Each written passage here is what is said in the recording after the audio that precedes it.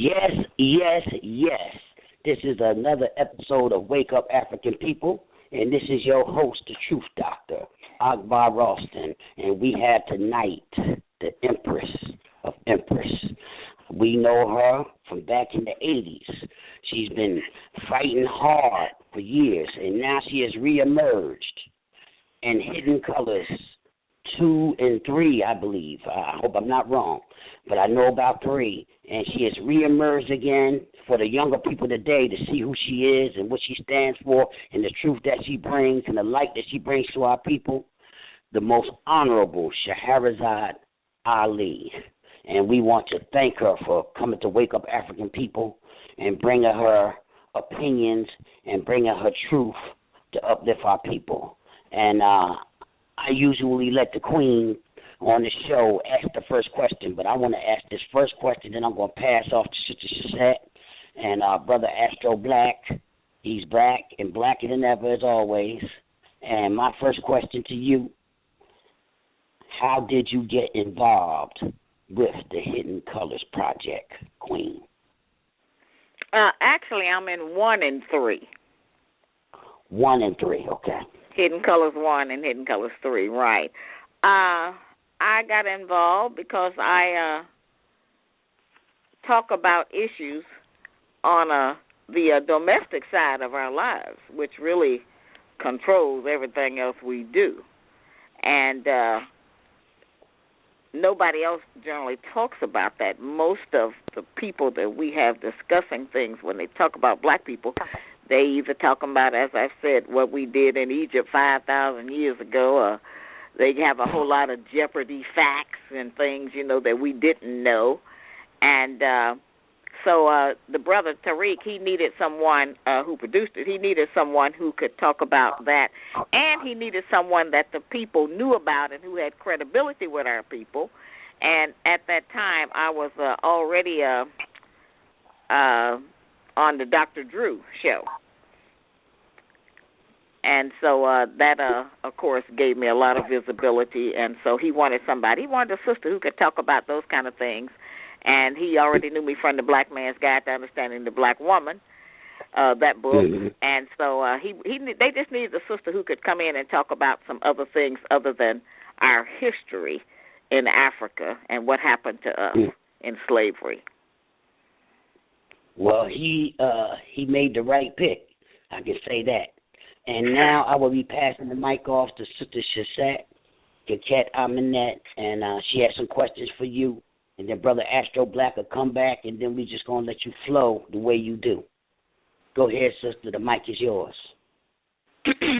Hello, Queen Shahrazad. How you doing? Seshat. I'm good. Oh, my God. It is a great, great honor talking to you tonight. Oh, thank you. Thank you very much. You're welcome. I mean, we share so many views on black love and black relationships, and I just wanted to say I first saw you back in 1990 on the Phil Donahue show. Right, and as I was watching that show, I was like, wow. I'm like, who is this sister talking like that? And I was like, my eyes were glued to the TV. And, I watched the whole show. And I was like, wow, I wanted to call in so bad, at that time. So that's why I'm in shock. I'm talking to you. That was like in the 90s. Now I'm actually really talking to you. Mm-hmm. Listen, that was in 1990, and sister, would you believe that is the most popular DVD that I have? People are still asking for the Donahue show. That was 23 years ago. Yeah. And they are still asking for it. They want it. I can't print enough of them. That's the one that they want everywhere. Everybody wants that, and that is so significant because that's the first time we had ever seen a black woman on television, first of all, that dressed like me, that looked like me, and talked like me. So that was just new, and the whole country, we were all on the same page of trying to figure out how could we get along. And the way the white people work that is that I was on, a zillion shows, of course, as long as the people were arguing with me and disagreeing with me. But after a few years, the people started listening. They calmed down because I never changed my message. Okay, no matter what they came with, I stayed on message. And then the people started calming down, forming groups, different organizations and YMCAs and clubs, coming together, black men and black women, talking about our relationships, the commonality of what happened to us during slavery, how could we get over that pain together. And as soon as black people started talking to each other and trying to figure out how to get along, that's when they took me off television, because they are not going to allow anyone to put the black man and the black woman back together. Absolutely, absolutely. I mean, you're absolutely correct. I mean, when those women in that audience, they were getting all riled up, and I mean, that show was meant to be, that was meant to be, because you have changed a lot of people's thoughts and everything. Absolutely, and I'm into a whole new generation now. Yeah. I'm dealing with the children of the parents who rejected the truth 23 years ago. Now I'm dealing with their children in college and in jobs and out here in the workforce and everywhere. Now I'm addressing them, so I've been very blessed. Yes, and I love how you tell it and how you're not afraid to tell it. I mean, I admire that about you. So, my first question to you is, can you speak to the listeners on the downfall of the black man and woman in our relationships, the love and all that, and why we no longer respect each other? Well, I can talk about that, sister, but now let me explain to you how I feel about all of that at this point, because I still tour. I get a lot of requests from the colleges. As I said, the young people want to find out what their parents didn't tell them, okay? And, of course, I still go out and speak to adults, and I do different shows around the country when I travel. But here's the thing. I can explain that. I'm going to talk about it. But it's like with the Hidden Colors. Now we on Hidden Colors 3. What do we have to have? Hidden Colors 50? I mean, how much information do we need to make a change as a people? We have all the information. We got all the facts. We got all the trivia. We know the whole history. Everybody done memorized Willie Lynch. Everybody knows all of this. But what benefit is it doing for us? What is it giving for us? I'm going to talk about the same thing. And I know repeat means everything, so I have to keep saying it, and I do.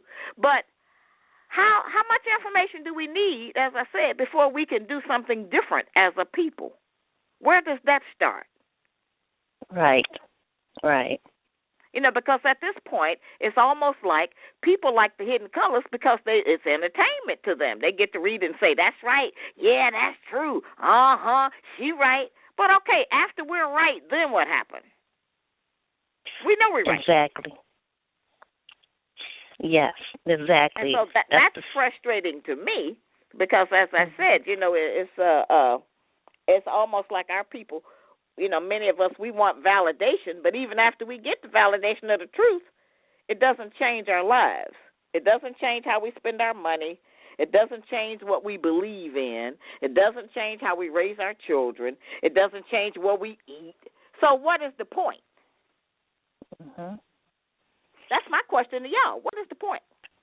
I agree with you. The same thing with Facebook. I was just telling Brother Akbar about Facebook, how the same messages are just going around and round and round. I'm seeing messages that I've seen 2-3 years ago.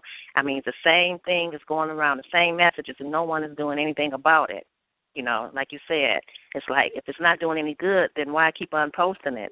So it's got to be a different way because we have to wake up now. I mean, we act like we're trapped in some type of matrix or something. Well, yeah, we're getting ready to have a different way because what I know about it is that not getting along, sister, is a luxury.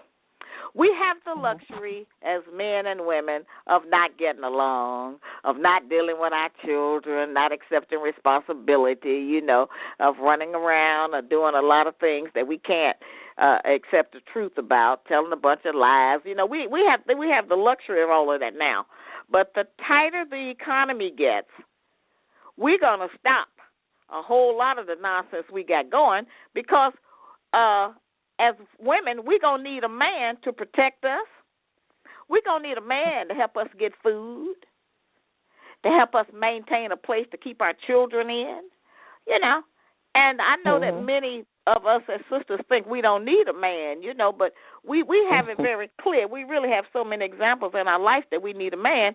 Right now, if you out on the street in the middle of the night and you have a flat tire, what you going to do, call Juanita and tell her to come over and change your tire, or you going to call a man? It's like that. So, we're not living in reality of what we're doing, and we talk a whole lot of nonsense because it sounds like it's hip to talk. It's a new language. It's interesting and intriguing and get other people to listen to us. But it's all nonsense, and it has nothing to do with our survival. But as I said, things are going to get more and more tighter and tighter out here. They're cutting back on a lot of the services that they have given to the slave for free for so many years. And as they do that, we're going to have forced unity. We're going to be forced to come together and try to get along. At the point that we are now, black women don't mind if a brother is gay. He can be gay, and he can have as many men as he wants to. But if a brother is straight and want to have another woman, oh, we're going to hell then. Oh, no, you can't do that. We act like that's the oddity instead of a man being gay, being with another man being the oddity. Many of us as black women, our best friend is a gay man. We got this thing so mixed up, sister. I'm so tired. And, I am too. I'm old. I'm getting old. But I have to keep teaching this because this is what I know is the right thing to teach. Repeat means everything. And the teacher that I had taught me, this information, and I have to impart it to our people. I don't have any choice in that way.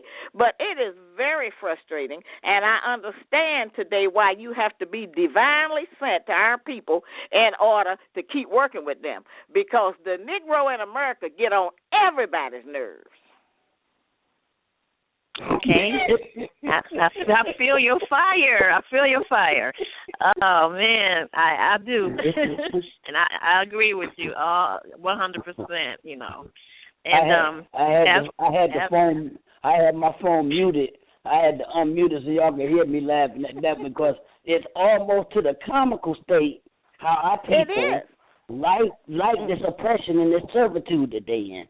And I feel as though, and I don't want to take your question time from you, sister, but I have to say this. I feel as though we got away from the message of self-help, self-development, and into this civil rights thing and begging at the door and kicking at the door of the slave master, begging him for his crumbs that fall off the table. And it's a never-ending process of begging and on your knees. Negroes have wore out more kneecaps than anybody on the planet of the earth.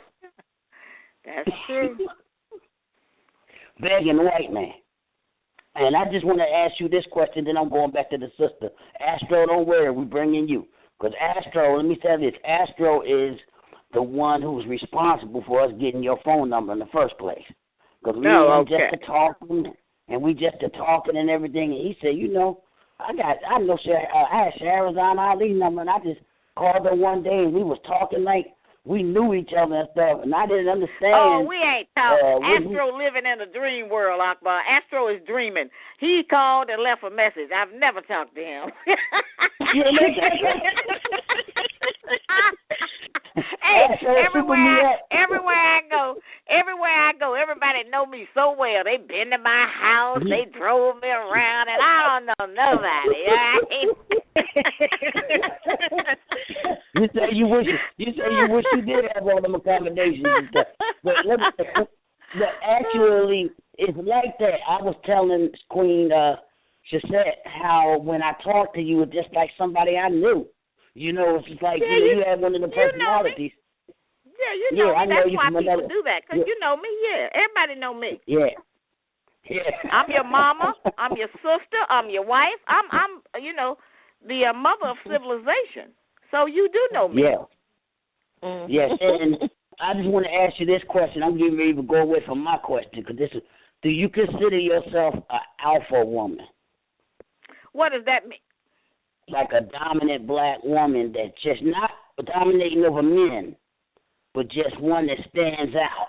Now, I'm not looking for no new identity, Akbar. I already got an identity. I don't know what all that language means. That's something new somebody made up.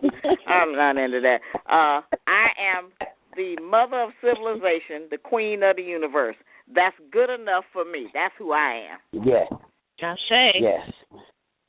Ashe to that. And let's go back to Queen Coquette. Go ahead and finish up so we can get Astro in here. I was actually going to go ahead and pass it over to Astro, and then I'll get back with my next question after Astro him. Black, the mic is yours.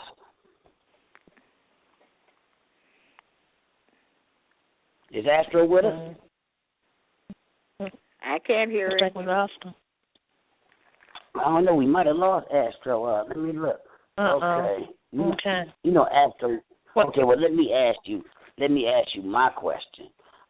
When did you become a follower of the most honorable Elijah Muhammad? Oh, long time ago, brother. I came in 1967 at Temple Number 5 in Cincinnati. So, see, I'm one of those people that since I was there throughout the whole history, when people out here telling all these different lies about people, about what they did and what happened, I know what happened because I was there. You know, so that's a good position that, you know, Allah has blessed me to be in and preserved me for that. And I had been going around, I was getting ready to become a Black Panther. And I had been in SNCC and CORE, and, you know, I was searching. I was trying to find myself. And then a brother took me to the temple, and as soon as I heard them start talking, I recognized the truth. You know, Allah choose whom He please, you know, and all understanding come from Allah. And if He don't give you no understanding, you don't have none. And so I knew I was picked because I heard it, and it met every need I had in thinking. It solved all of the issues. It settled everything for me. It put everything in the right compartment. I understood it. I was in agreement. I say, yeah, that's the truth. And it agreed with my nature, like it does with anybody's nature, if they listen to it and are not afraid of the truth and are willing to clean themselves up. So after I heard that, that's how I got with it.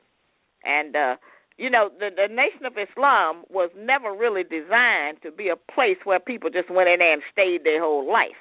The Nation of Islam was a training and a clearing ground, and you were supposed to come in there, learn it, get the instructions, get the information, and then the messenger say, take your Islam and make it work for you. And that's all I have done in my life. You know, that's what I teach, all the basis of all my books. That's what it is. That's all I got. That's all I need, you know. So that's how I got involved with it, and I've been with it all this time. It is the most wonderful thing. I love this religion that the Honorable Elijah Muhammad taught. Now, I'm not talking about all these other people out here with these different interpretations. I'm certainly not talking about that nonsense that Minister Farrakhan is talking. None of that foolishness. I'm talking about the teachings of the Honorable Elijah Muhammad. And I was about to get to that question that you beat me to it. This mixing of these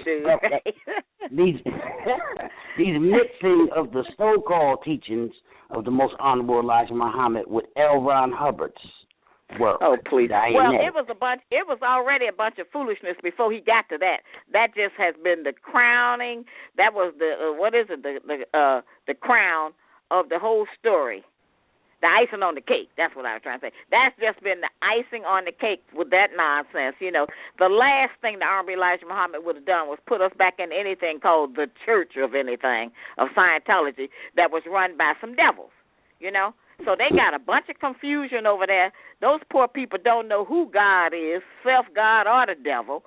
And I think that Farrakhan is completely off in doing that. But if you don't have the truth, you go for that.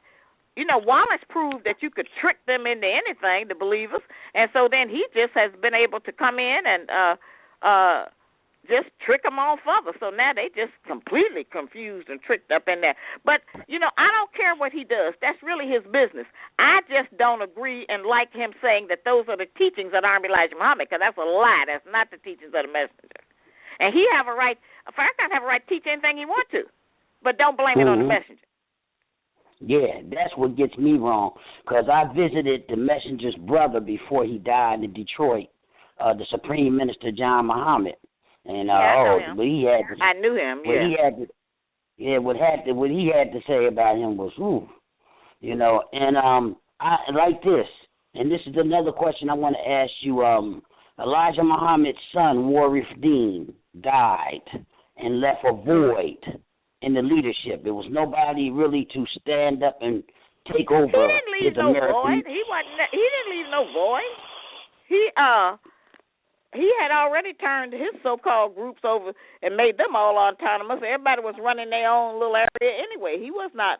He had got sick of the Negro. As I said, if you're not divinely sent, you cannot be dealing with us for no long period of time. He had already got tired of them people after he had confused them and turned them over to Islam in the East. You know, had it not been for the Honorable Elijah Muhammad, we would not even know that there was no God named Allah.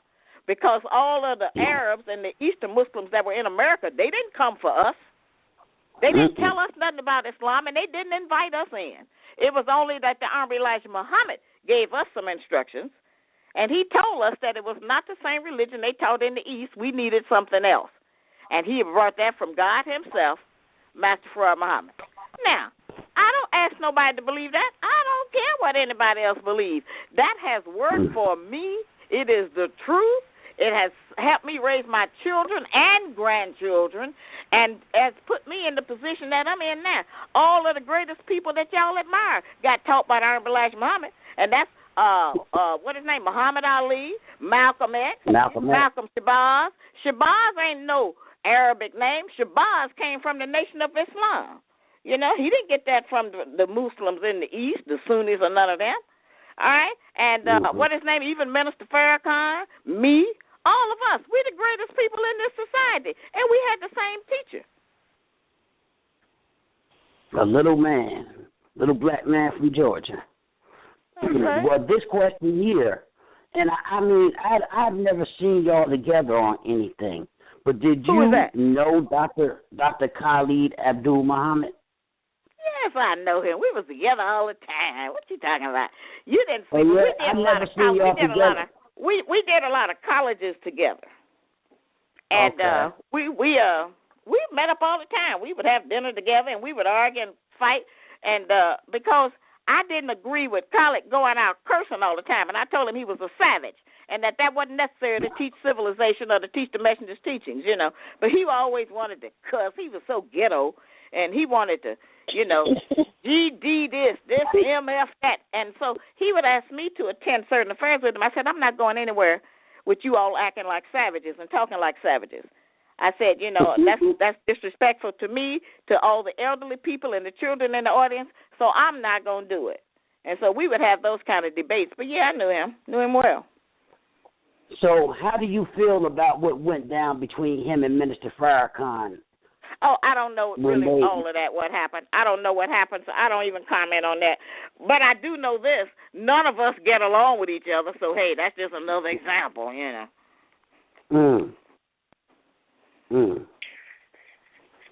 It's a shame, because, I mean, that brother there, I mean, he had a lot of people excited when he came out. I mean, you know, speaking to the youth and to the rappers and, you know, getting into the rappers thing.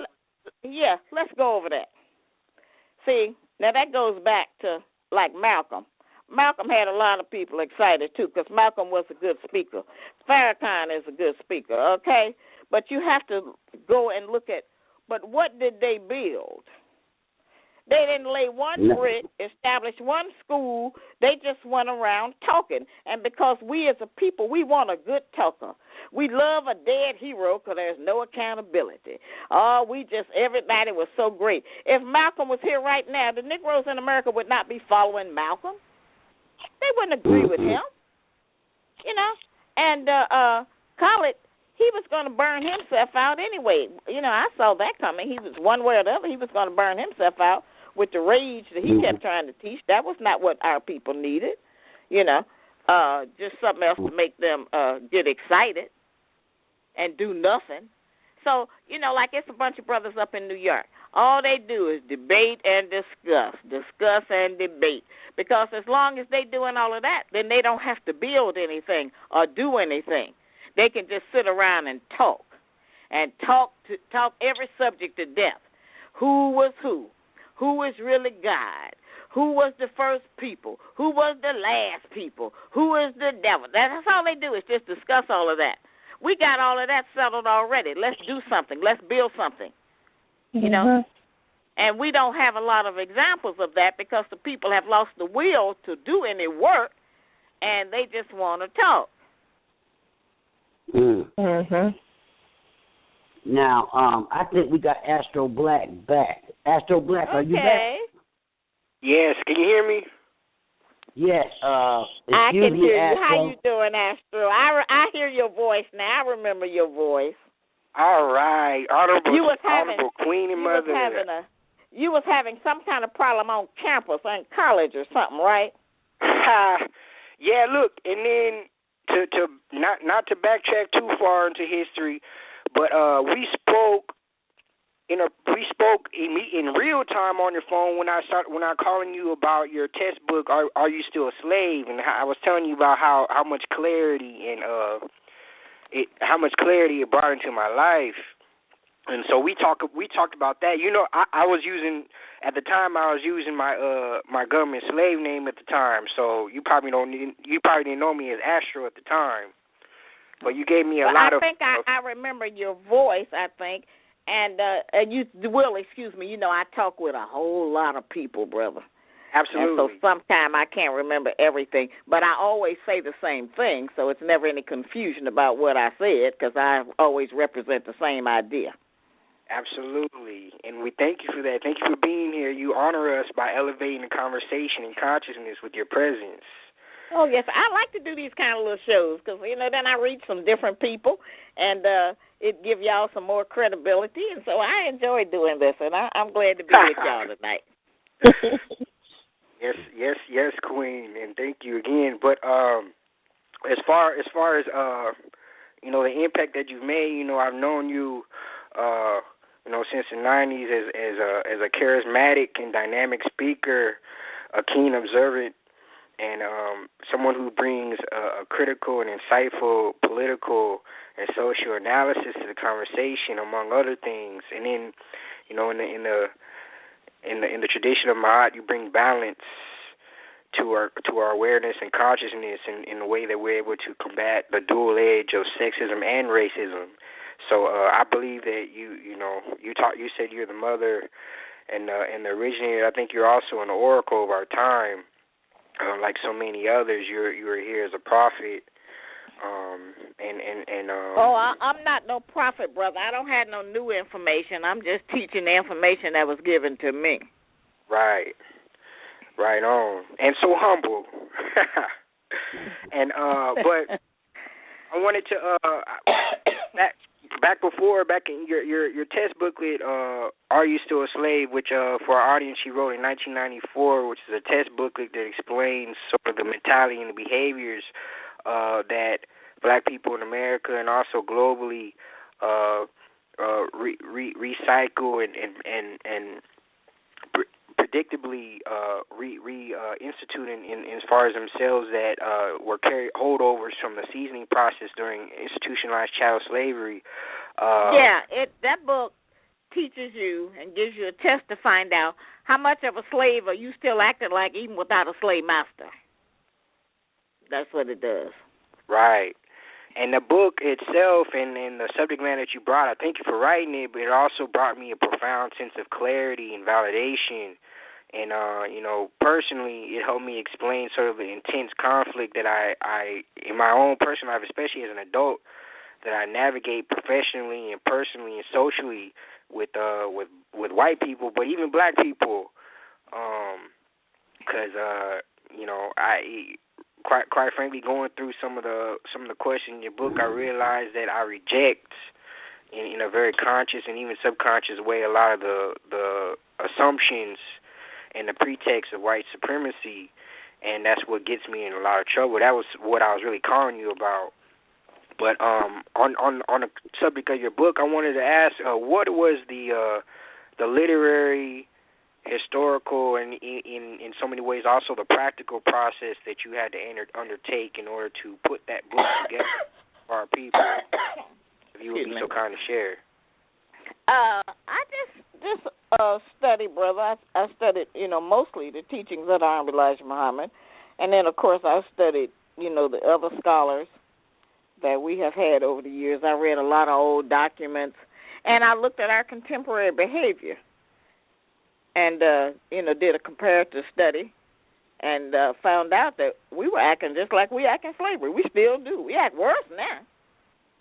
Like you said, that book was about in '94 or something. Well, here we are this many years later, and we worse now than we ever have been.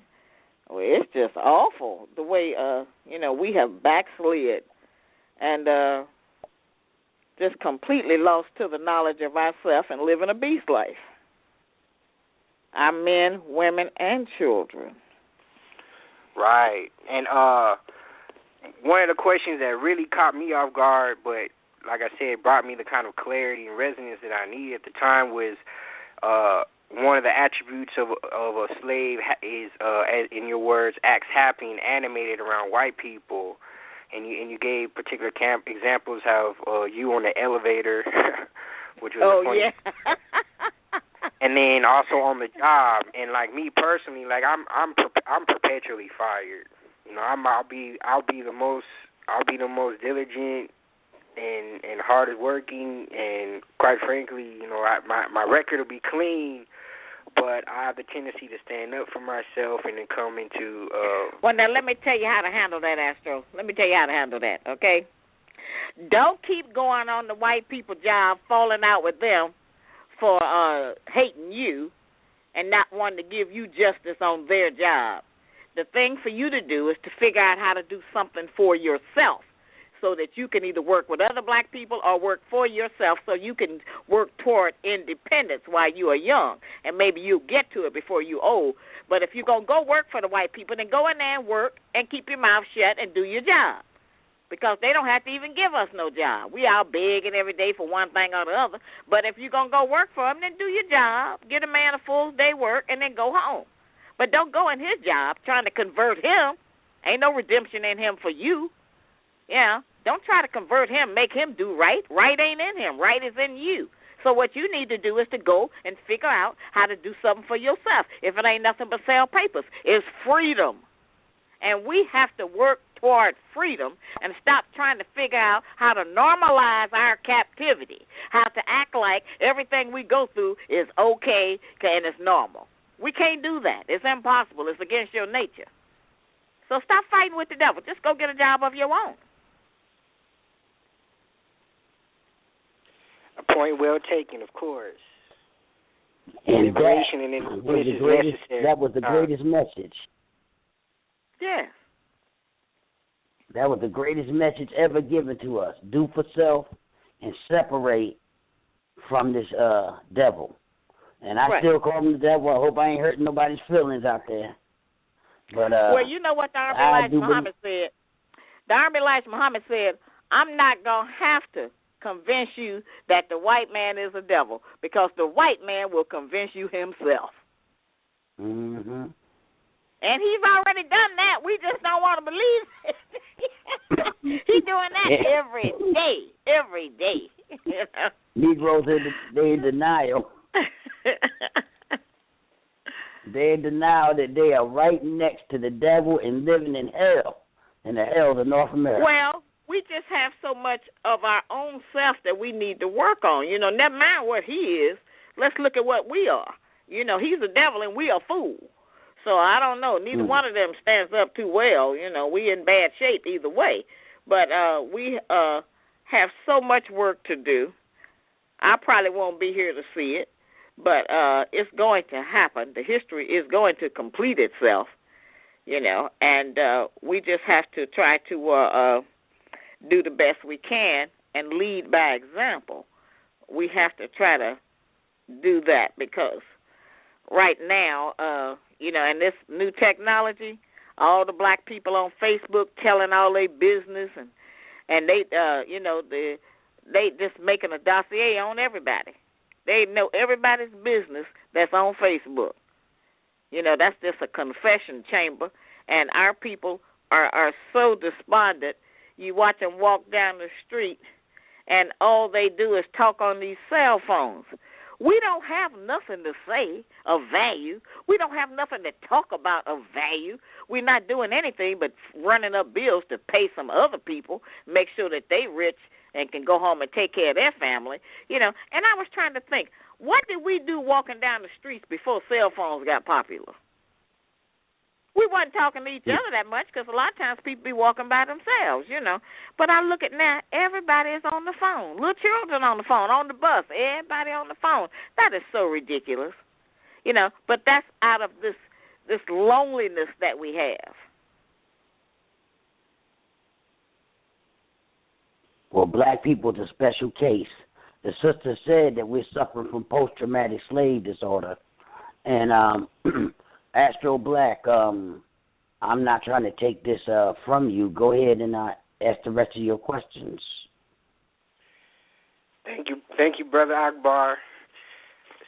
Apologize for the inconvenience and delay.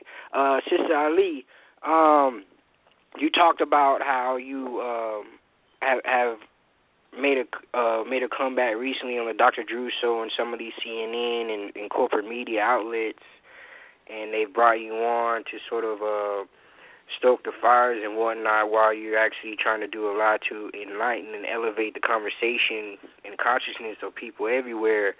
But and it seems like in the aftermath of a lot of these recent lynchings of black youth and the fallout of things like the Donald Sterling incident and the resurgence of white supremacy and imperialism in Africa, the corporate media matrix is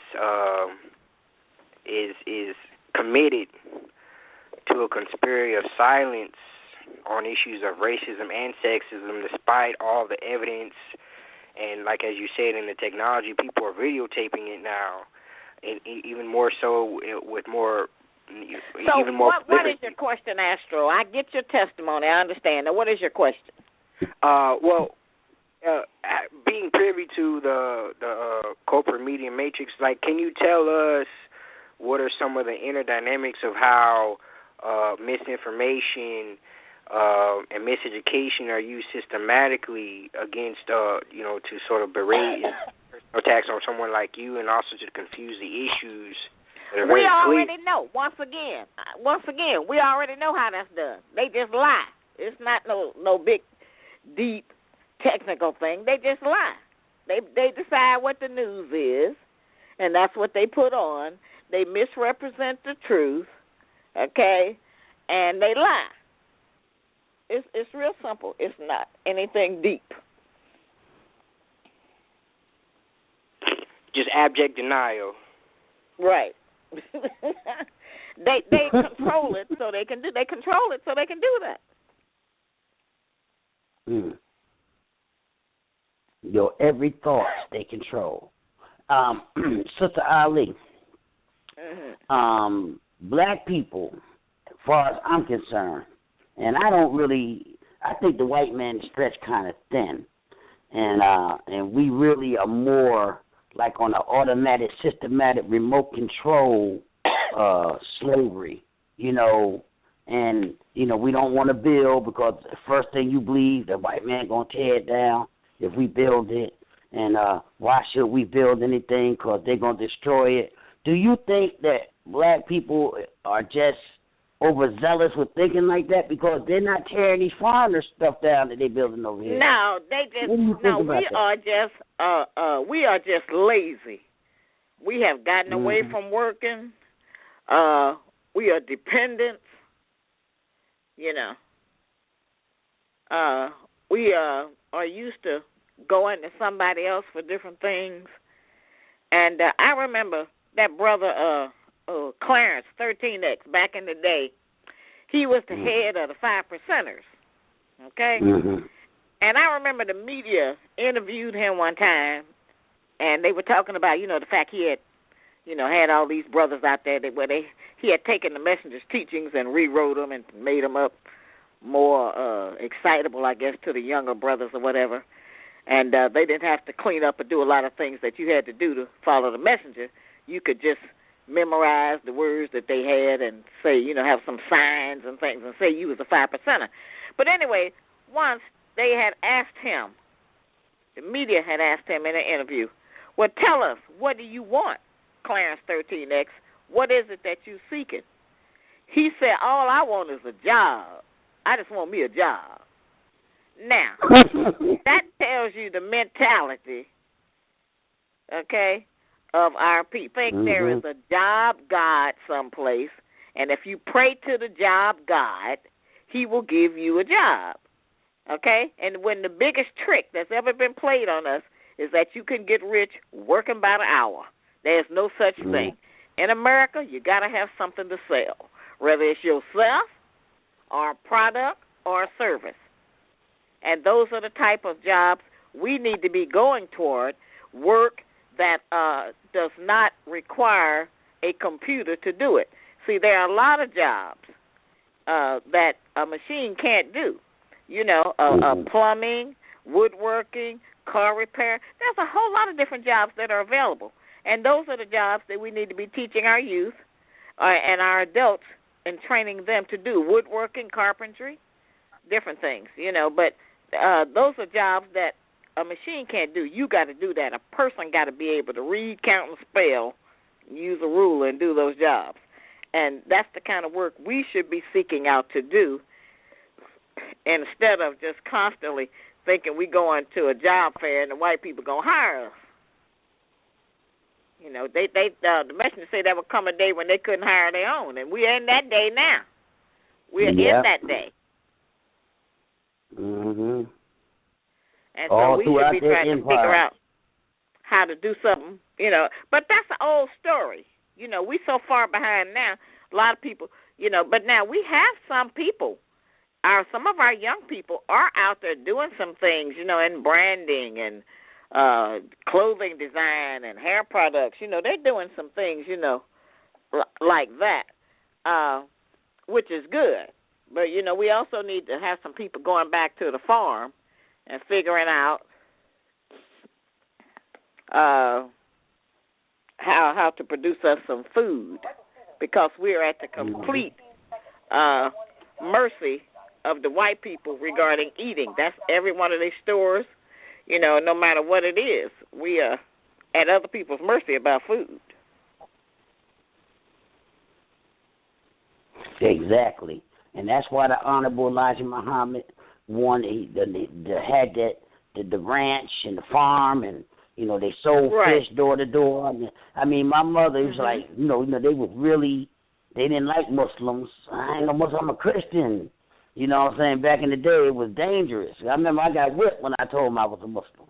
You know, when I was got into the Nation of Islam, I told my mother, and she was like, you follow Muslims, but she loved her some bean pies and that fish that came from Peru. Said, go get me one of them Muslim bean pies, boy. Bring one of them bean pies back when you come. And that fish, door-to-door fish, they had a good thing. The Nation of Islam was one of the most beautiful organizations. We did. The Messenger has set up international trade. Yes, we did. You know, we were trying to do something. But anyway, that's history. We talking about what we got to do now, the time and what must be done right now today. You know, and that's what your show is about, trying to motivate our people to think differently, to try to figure out how to do something for themselves so that they can survive in this new world. Well, I see today that a lot of people try to take, like you just said, Clarence 13X took the work of Elijah Muhammad and tried to remix it. You know, it's just certain things you can't change. It may be more a little bit different times, but it's the same thing. I read a book some years ago by Booker T. Washington called Up From Slavery. And if you read that book, it's just like the same Negroes today. That's right. That's what I said. That's exactly right. That's exactly what we're talking about. We have not changed in the way that we think we have. In fact, now we're regressing. We didn't realize the impact of crack, what it would do to future generations of the 80s. Because what crack did, what no other drug had been able to do, it feminized drugs. Ordinarily, most of the people prior to that who had been on drugs had been men. They had been shooting up, whether it was reefer or whatever it was. They had been mostly men. And women were mostly alcoholics if they did anything, okay? But what crack did is that it was a female attraction in that. It feminized it. And it separated the mother from the cub. And when you separate the mother from the baby, then the whole civilization is going to hell. And so now we into the third or fourth generation after that, the third really, and we're dealing with those children, and that's why the schools are crazy. That's why none of the parents have knew how to raise the children, because the children of the crackheads didn't have no knowledge. They had been so traumatized they didn't know how to raise children, and then they had children who was completely whack, and so now we're dealing with that in our society. And at that time, none of us were able to look off into it and see how that would destroy the future, the brains of the future generation of people. Until now, this is what we got. And it's a movie that's coming out. They're giving it high praises and everything, of the white boy who so-called busted the FBI for putting drugs in the black community. Do you know anything about that now? They're supposed to be venerating him because the stuff is true, and and when the people was coming together saying that, we all know what the government, people with their right mind know the government put it down there. Because Negroes they don't have ships, boats, planes, nothing. They ain't bringing nothing, import, export, nothing in this country of any significance anyway.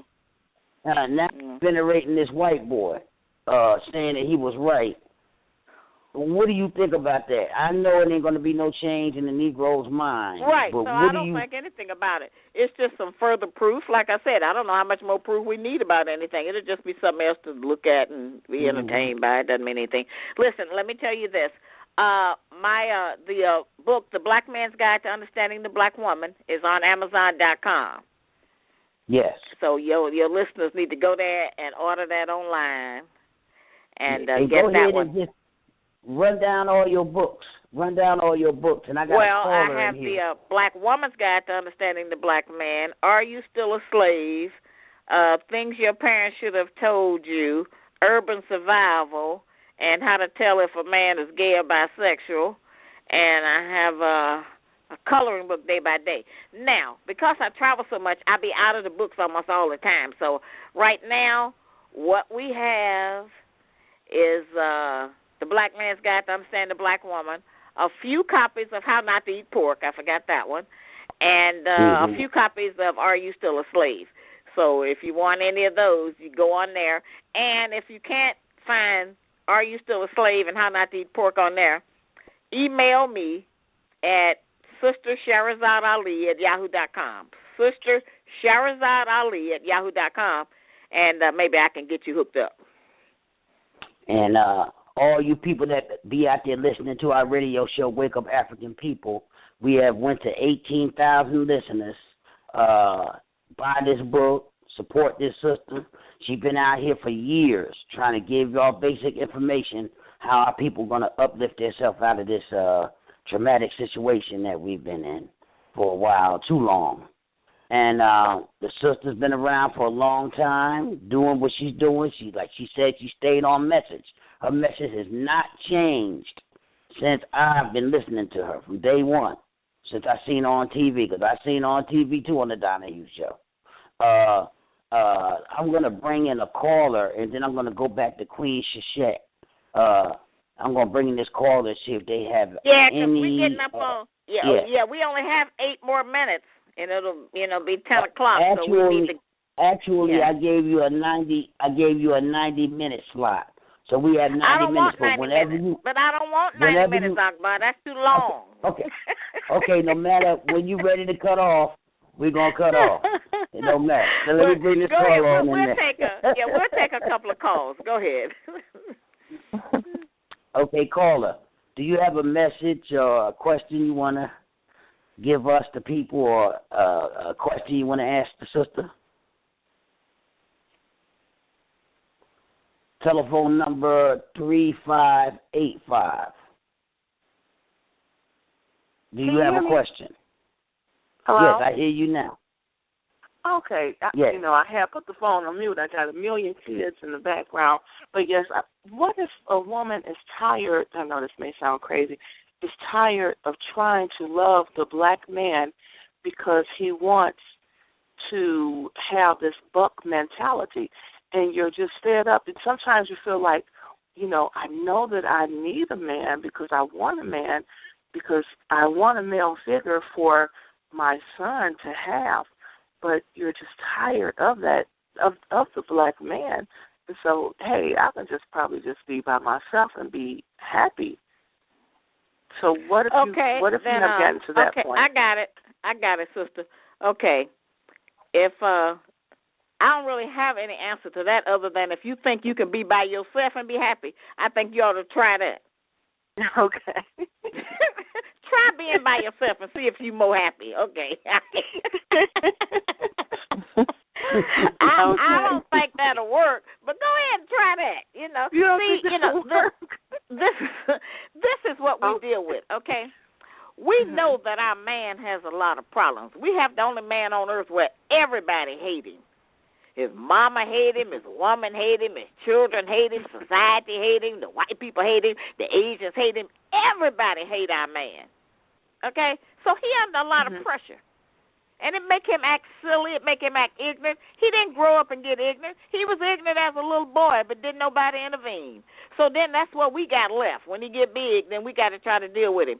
But he's still the best man on earth. He the man everybody want. He the most beautiful. He's just the best parent. If we can get through to that side of him, he is the most wonderful thing that there is. Wow. Okay, I like that. Yeah. I'm gonna make sure that I get that book from Amazon. Yeah, go get the Black Man's Guide. That will help you. That will help you, sister. Just don't try to read it all at one time. Okay.